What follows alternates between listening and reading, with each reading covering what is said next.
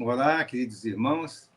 É um prazer estarmos juntos aqui novamente para darmos continuidade aos nossos estudos desta belíssima obra de André Luiz, que é o Nosso Lar. E hoje nós vamos estudar o capítulo 30, intitulado Herança e Eutanásia, desejando inicialmente a todos que a paz de Jesus, né, possa estar em nossos corações e em nossos lares sempre. Pois bem, então, esse capítulo, Herança e Eutanásia, ele encerra muitos ensinamentos para todos nós, porque é uma história de um senhor que reuniu muitos bens materiais na Terra, e estando ele nas proximidades da desencarnação, acabou que um filho dele, que era médico, resolveu apressar a desencarnação dele com uma injeção letal. Isso é, de fato, uma eutanásia. Mas há outros problemas familiares envolvidos aqui, como a questão de uma herança muito grande, os desentendimentos entre os herdeiros, nessas brigas por questões materiais, que servem de lição para todos nós. E aqui o capítulo trata disto também. Ainda não voltara a mim da profunda surpresa quando Salústio se aproximou informando a Narcisa: nossa irmã Paulina deseja ver o pai enfermo no pavilhão número 5. Antes de atender, julguei razoável consultá-la, porque o doente continua em uma crise muito aguda. Né? Pois bem, quando o André Luiz falou que não voltara da surpresa, ele referia-se, né, a um caso anterior, né, de um indivíduo que era como se fosse uma auto-obsessão com a imagem do próprio cadáver dele, a qual ele estava muito preso, etc. Mas, de qualquer maneira, é importante aqui, né, nós sabermos que o André Luiz está agora diante de um novo caso. E esse novo caso é a questão que a irmã Paulina, né, uma jovem de muito valor espiritual, filha desse senhor desencarnado, estava então visitando o pai. Só que o pai ainda estava num estado assim de uma crise muito aguda. E mostrando gestos de bondade que lhe eram característicos, Narcisa acentuou: mande-a entrar sem demora. Ela tem permissão da ministra, visto estar consagrando o tempo disponível em tarefa de reconciliação com os familiares. Era uma moça valorosa, né, que tinha muitos créditos espirituais.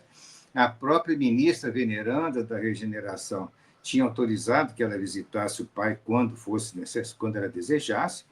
Então estava franqueada essa visita para ela. Enquanto o mensageiro se despedia apressado, a enfermeira bondosa acrescentava, dirigindo-se a mim: você verá que filha dedicada. E não decorrera um minuto e Paulina estava diante de nós, esbelta e linda. Trajava uma túnica muito leve, tecida em seda luminosa. Angelical beleza caracterizava-lhe os traços fisionômicos, mas os olhos denunciavam extrema preocupação. Narciso apresentou-a delicadamente, sentindo, talvez, que poderia confiar na minha presença, perguntou algo inquieta: e papai, minha amiga? Um pouco melhor, esclareceu a enfermeira. No entanto, ele ainda acusa desequilíbrios fortes. É lamentável, retrucou a jovem. Nem ele, nem os outros cedem no estado mental a que se recolheram. Sempre o mesmo ódio, a mesma displicência.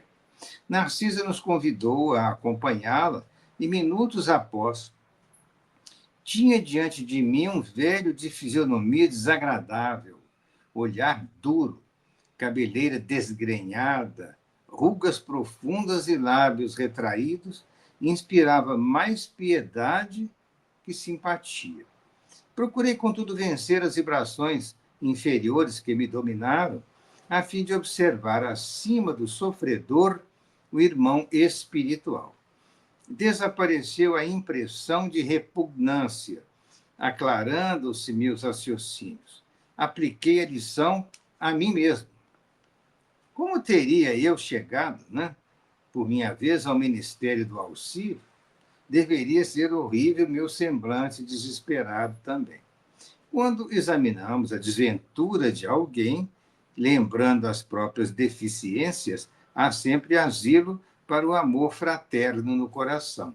É uma lição que André Luiz está trazendo aqui, que a primeira impressão que ele teve do senhor, idoso, doente, recém-desencarnado, até por uma desencarnação induzida, ele estava num estado terminal, ele estava muito grave, mas, lamentavelmente, esse filho dele, médico, tomou essa atitude, que ainda vai falar um pouco aqui mais adiante, mas ele teve a primeira impressão que ele teve do aspecto do senhor idoso, uma impressão assim de um choque que ele teve, porém ele pensou, eu não posso, vamos dizer assim, pensar negativamente em relação a um aspecto de um irmão, porque como eu mesmo cheguei aqui, como eu fui atendido, eu fui retirado do umbral em situações deploráveis. Então, meu aspecto poderia ser até pior do que esse irmão que estava. Então, não devemos, à primeira vista, né, ter uma impressão assim de desconforto, de negação. Não, vamos vibrar positivamente para o irmão, vamos envolver com carinho, porque ele é merecedor exatamente por estar muito doente, né, espiritualmente falando, e por estar em desequilíbrio mental, é que, de fato, né, precisava de todo carinho, de todo o amparo. O velho enfermo não teve uma palavra de ternura para a filha, que o saudou carinhosa. Através do olhar que evidenciava aspereza e revolta, assemelhava-se a uma fera humana enjaulada. Papai, o senhor sente-se melhor? Perguntou com extremo carinho filial Paulina. Ai, ai, gritou o doente em voz estentórica. Não posso esquecer o infame. Não posso descansar o pensamento. Ainda o vejo ao meu lado, ministrando-me o veneno mortal. Olha que situação triste. A questão da eutanásia, a palavra eutanásia, derivada do grego, significa morte serena ou morte compassiva, morte suave, porque eu é de bem e tanás é relativo à morte. Então, seria uma morte suave. Porém, essa morte suave ela vai totalmente contra as leis divinas, como também contra as leis humanas de vários países. No Brasil, a eutanásia é considerada crime. Então, também pelo Código de Ética Médica, ninguém tem o direito de tirar a vida do outro, mesmo que ele seja um paciente em estado terminal. Agora, é diferente a eutanásia dos cuidados médicos paliativos que são né, conferidos ao paciente num estado terminal. Os cuidados paliativos significam que o paciente vai ser bem cuidado, bem tratado. Porém, há situações em que não é necessário entrar com uma terapêutica muito intensiva e rigorosa, porque o paciente se encontra no estágio terminal. Imagine um câncer amplamente disseminado pelo organismo, vários órgãos tomados, que é uma doença terminal que não tem condição nenhuma nem de tratamento, nem não adianta fazer quimioterapia, radioterapia, que o paciente não vai responder. Então, a equipe médica conversa com a família. Né? Então, seria uma situação de dar a esse paciente os cuidados necessários para que ele evolua naturalmente para a desencarnação, né? Mas que não se faça excesso de medicamento, tentativas de resoluções da doença que são totalmente infrutíferas e que são medicamentos que agrediriam mais o organismo até do que ajudariam. Vou dar esse exemplo. O doente terminal, ele está precisando de hidratação venosa, porque ele está com dificuldade alimentar pela boca, às vezes uma sonda gástrica, né, nasogástrica, para uma alimentação enteral, uma alimentação que é injetada, né, por seringa, medicamentos analgésicos, medicamentos sedativos, quer dizer, dar a ele um conforto clínico, um conforto médico, mas não com terapia excessivamente agressiva que não terá nenhuma resposta pelo organismo, entendeu? É muito diferente uma coisa da outra. Esse paciente em estado terminal, ele vai evoluir naturalmente para a morte, porém, ele vai evoluir sob cuidados para mantê-lo em situação de conforto. Agora, a eutanásia não, a eutanásia é usar dose letal de algum medicamento para obrigar a parada cardiorrespiratória do paciente. Infelizmente, isso é feito em alguns países já, como a Holanda, por exemplo.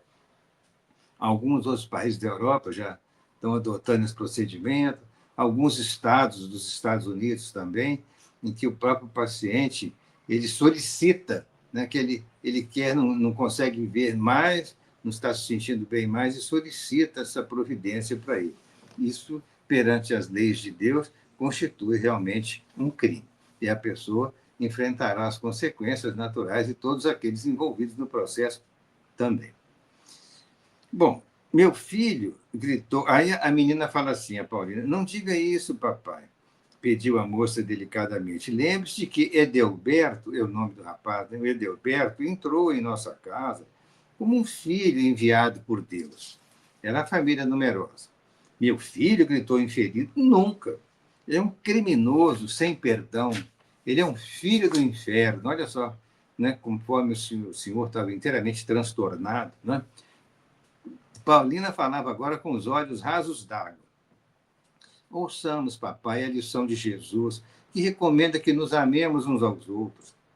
Atravessamos a experiência de parentescos carnais na Terra para adquirir o verdadeiro amor espiritual. Aliás, é indispensável reconhecer que só existe um Pai realmente eterno, que é Deus. Mas o Senhor da vida nos permite a paternidade ou a maternidade no mundo, a fim de aprendermos a fraternidade sem mácula. Nossos lares terrestres são cadinhos de purificação dos sentimentos ou templos de união sublime, a caminho da solidariedade universal.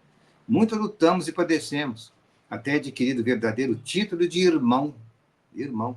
Somos todos uma só família na criação, sob a bênção providencial de um Pai único. Olha que palavras bonitas, palavras evangélicas, que a filha querida, Paulina, estava dirigindo ali ao pai. Uma situação de muito desequilíbrio, infelizmente, do pai dela, e ela falando sobre a fraternidade, né? Sobre a união, sobre a parentela corporal e a parentela espiritual que nós recebemos na Terra, a família, a constituição da família, para que haja assim, um desenvolvimento de laços de fraternidade cristã entre as criaturas que estão debaixo do mesmo teto. Então, falando, né, que somos filhos do mesmo Pai, que o único Pai é Deus, e que nós somos parentes transitoriamente, podemos ser pai, filho, mãe, qualquer coisa, e ali daí a família universal vai crescendo. Então, ela estava falando da necessidade da fraternidade entre as criaturas. Ouvindo-lhe a voz meiga, o doente se pôs a chorar convulsivamente. Ela continua: perdoe Adelberto, papai, por pude sentir nele não o filho leviano, mas o irmão necessitado de esclarecimento. Estive em nossa casa ainda hoje, lá observando extremas perturbações. Daqui deste leito, o Senhor envolve a todos os nossos em fluidos de amargura e incompreensão, e eles lhe fazem o mesmo por idêntico modo. O pensamento em vibrações sutis, alcança o alvo por mais distante que esteja. A permuta de ódio e desentendimento causa ruína e sofrimento nas almas. Ela falando que ela teve a oportunidade de visitar a família agora, né? Recentemente ele esteve, né, visitando os parentes, depois da desencarnação do pai, e ela viu que o lar estava uma perturbação só, um desentendimento, porque não só as questões de herança, mas o pai, à distância, em nosso lar, revoltado, em processo de tratamento, ele emitia fluidos de amargura e de incompreensão. Então, pensamentos direcionados, pensamentos de rancor, de raiva contra os familiares, na suposição de que os familiares queriam, né, se apoderar dos bens que ele acumulara. E lá, entre os familiares, os filhos que lá ficaram, a esposa que ficou, havia também um grande desequilíbrio, porque havia essa troca de energias mentais negativas entre os encarnados e o desencarnado pai, e vice-versa, né? De uns para o outro. E assim continuava essa guerra mental entre os familiares. E ela vai explicando aqui, ó, a permuta de ódio e desentendimento causa ruína e sofrimento nas almas. Agora, olha só que quadro triste que ela vai descrever da condição dos familiares. Mamãe recolheu-se faz alguns dias ao hospício, quer dizer, é uma casa de saúde mental, né? Mamãe recolheu-se faz alguns dias a uma casa de saúde mental ralada de angústia. Amália e Cacilda, né, que são filhas, né, irmãs de Paulina, Amália e Cacilda entraram em luta judicial contra Edelberto e Agenor. Quer dizer, 4 irmãos aí, né? Amália, Cacilda, Edelberto e Agenor, em virtude dos grandes patrimônios materiais que o Senhor ajuntou nas esferas da carne. Um quadro terrível, cujas sombras poderiam diminuir se a sua mente vigorosa não estivesse mergulhada em propósitos de vingança. Quem sabe poderia suavizar um pouco o quadro familiar de desentendimento, né, de lutas, né, por bens materiais, se o pai também não estivesse emitindo tantas energias negativas, né, de ódio, de rancor, né, ajudando a trazer a ruína para a própria família. Né? Evitar os propósitos de vingança. Aqui vemos em estado grave, e na terra, mamãe louca, os filhos perturbados, odiando-se entre si. Em meio de tantas mentes desequilibradas, uma fortuna muito grande, de 1.500.000 cruzeiros. E aqui eu faço, né, um parágrafo, vou dizer, a moeda da época, nós estamos falando aqui dos anos 40, recentemente, até foi no governo Vargas, que a moeda brasileira foi transformada em cruzeiro. Então, deixou de ser aquela moeda antiga dos réis, né, os contos de réis da antiguidade, e passou a ser o cruzeiro. E o cruzeiro valia bem, porque um cruzeiro valia 1.000 réis. 1.000 réis passou a ser um cruzeiro. Imagina uma fortuna de 1.500.000 cruzeiros. Era muito dinheiro. Eu não sei nem transformar isso, porque teria que ter um cálculo aqui bem detalhado, né, da desvalorização histórica de moeda e tudo mais, para saber o que hoje seria 1.500.000 cruzeiros dos anos 40. É realmente muito dinheiro. São alguns milhões de reais na nossa moeda aqui. E que vale isso se não há um átomo de felicidade para alguém? Ela coloca. Mas ele fala: eu leguei enorme patrimônio à família, atalhou o infeliz rancorosamente, desejando o bem-estar de todos. Paulina não deixou terminar, retomando a palavra. Nem sempre sabemos interpretar o que seja o benefício no capítulo da riqueza transitória. Se o Senhor assegurasse o futuro dos nossos, garantindo-lhes a tranquilidade moral e o trabalho honesto, o seu esforço seria de valiosa providência. Mas, às vezes, papai, costumamos juntar o dinheiro por espírito de vaidade e ambição. Querendo viver acima dos outros, não nos lembramos disso, senão as expressões externas da vida. São raros aqueles que se preocupam em ajuntar conhecimentos nobres, qualidades de tolerância, luzes de humildade, bênçãos de compreensão. Olha que frase linda, né? São raros aqueles que se preocupam em ajuntar conhecimentos nobres, qualidades de tolerância, luzes de humildade e bênçãos de compreensão. Impomos aos outros os nossos caprichos, afastamo-nos do serviço do Pai, esquecemos a lapidação do nosso espírito. Ninguém nasce, quer dizer, a lapidação, quer dizer, o processo, né, do progresso espiritual, lapidar uma pedra para torná-la, né, bonita, né, o trabalho da lapidação é fazer com que é o símbolo de levar ao progresso do próprio espírito também, lapidar, né, libertar-se dos erros do passado, etc. Ninguém nasce no planeta simplesmente para acumular moedas nos cofres ou valores nos bancos. É natural que a vida humana peça o concurso da previdência. É justo que não se prescinda da contribuição de mordomos fiéis, administradores fiéis, que saibam administrar com sabedoria, mas ninguém será mordomo do Pai, quer dizer, administrador dos bens do Pai com avareza e propósito de dominação. Primeiro, que nenhum de nós possui nada aqui na Terra. Tudo que é nosso é transitório. Né? Tudo que nos é dado, né, na Terra é pela bondade do Pai. Nós somos apenas usufrutuários dos bens da Terra.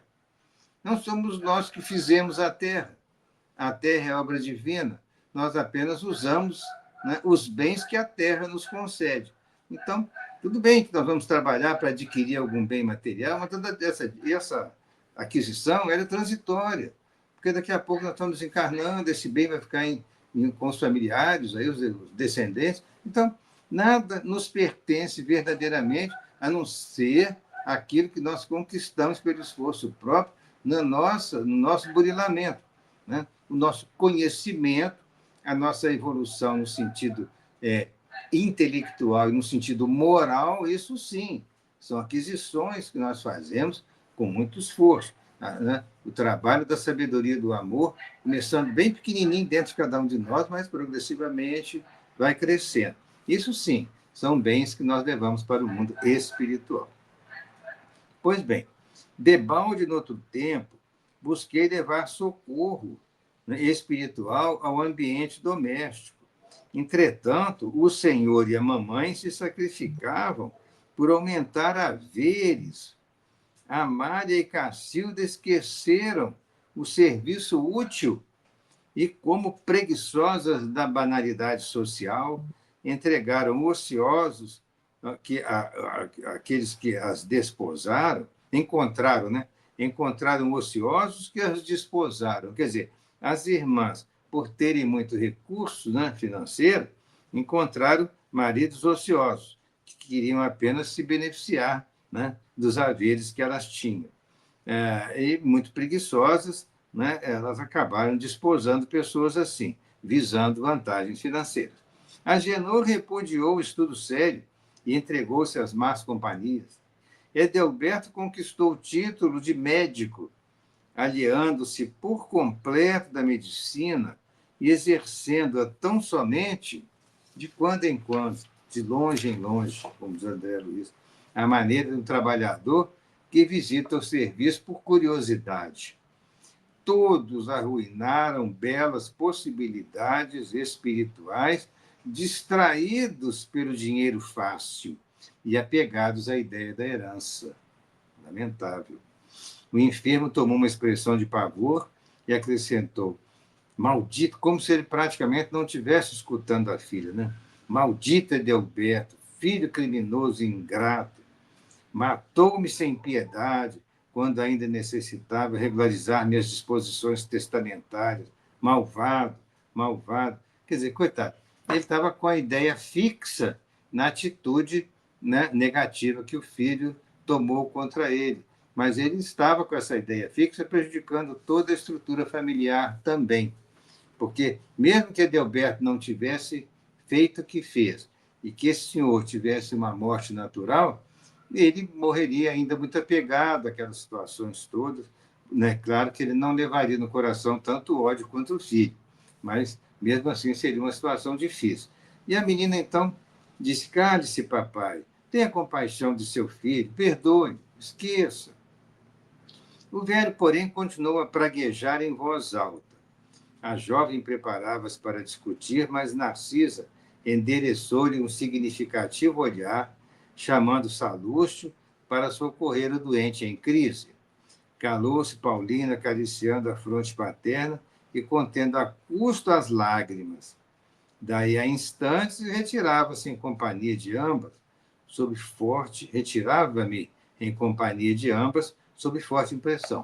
Quer dizer, Narcisa percebeu que a tentativa de diálogo da filha com o pai agora já estava ficando inteiramente infrutífera, né? Não havia mais condição de diálogo, porque ele não queria ouvir nada, ele estava com a mente presa nas situações de desejo de vingança contra o filho e contra aqueles que ele supunha que queriam se apossar dos seus bens. Enfim, coisas tristes Mas aí, olha, vamos interromper o diálogo, chama lá o Salustio, que é o enfermeiro lá do setor.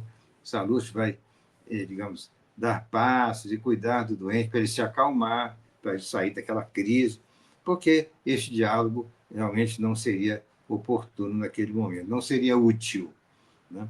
Então, eles se retiraram, e aí as duas amigas trocaram confidências ainda por alguns minutos. As duas amigas, quer dizer, a Narcisa e a Paulina, né? Despedindo-se Paulina, a evidenciar muita generosidade nas frases gentis, mas muita tristeza no olhar, afogado em injusta preocupação. Voltando à intimidade, Narcisa disse bondosa: os casos de herança, em regra, são extremamente complicados. Com raras exceções, esses casos, né, acarretam enorme peso a legadores e legatários. Quer dizer, tanto aqueles que são os possuidores do bem, quanto aqueles que são os herdeiros, entre eles surgem problemas, muitas vezes, de grande dificuldade. Neste caso, porém, vemos não só isso, mas também o problema da eutanásia. A ambição do dinheiro criou em toda a família de Paulina esquisitices e desavenças. Pais avarentos possuem filhos esbanjadores, que são os filhos que estão de olho nos bens dos pais e querem dispor daqueles bens para gastá-los a seu bel prazer. Então, filhos de avarentos de pais avarentos possuem filhos esbanjadores. Fui à casa de nossa amiga quando o irmão, o Edelberto, médico de aparência distinta, empregou no genitor quase moribundo a chamada morte suave, quer dizer, injeção letal, né, que foi feita no pobre do Senhor. Esforçamo-nos por evitar que ele fizesse isso, mas tudo em vão. O pobre rapaz desejava, de fato, apressar o desenlace por questões de ordem financeira. E aí temos agora a imprevidência e o resultado, o ódio e a moléstia. Com expressivo gesto, Narcisa arrematou: Deus criou seres e céus, mas nós costumamos transformar-nos em espíritos diabólicos, criando nossos infernos individuais. Olha que frase forte de Narciso, encerrando a conversação aqui com André Luiz, que Deus criou seres e céus, porque Deus só cria o bem.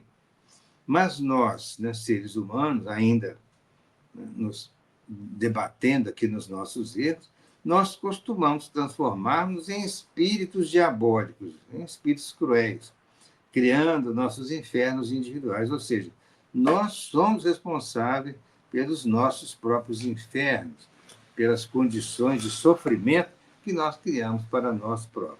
Aprendemos com Jesus, né, que nos envolve com o seu amor, que o amor de Jesus pela humanidade envolve a todos nós, e lembremos das suas recomendações de amar o próximo como a nós mesmos. Fica aqui essa lição para nós meditarmos a questão dos bens materiais acumulados sem uma preparação adequada para os familiares. E vamos rogar ao nosso Mestre amado Jesus que nos dê a sua paz, e a paz de Jesus fique sempre conosco e com nossos corações e nossos lares. Um abraço fraternal a todos.